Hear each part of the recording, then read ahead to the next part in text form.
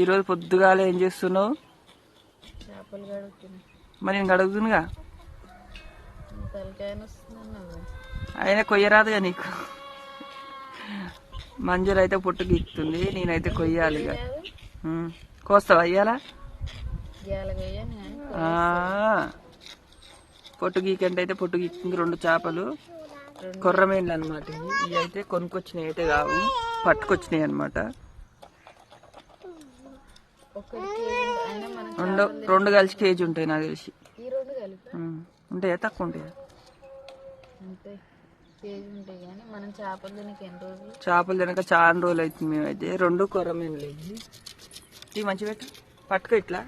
ఆ చేతిలోటి చేతిలోటి పైకి లేపు.